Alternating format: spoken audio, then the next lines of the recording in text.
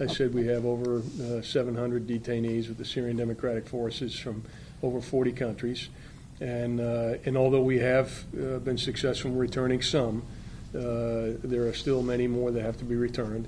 I think we all recognize that many of the individuals that led ISIS in the early days had been detainees at one time or another, and so what's very important is that we address this properly, and particularly, where appropriate, return them home for prosecution. The challenge has been there's not only political issues, but there's legitimate legal framework issues for addressing this in many of the countries. And so Secretary Pompeo, at Secretary Mattis's request, has made this a high priority for the State Department.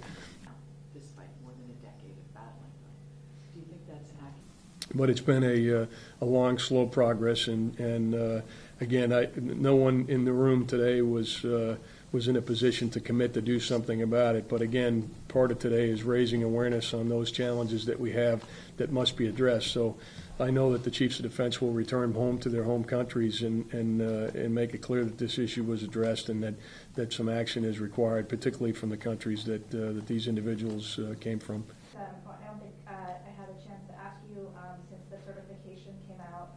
Do you also?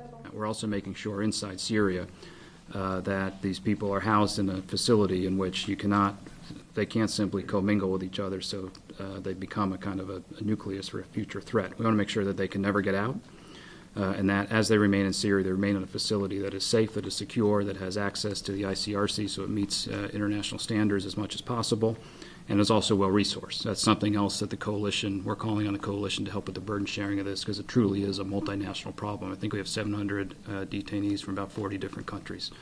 So, again, the benefit of having so many chiefs of defense here today was to raise this issue in some detail as we discuss it with the civilian counterparts in these capitals.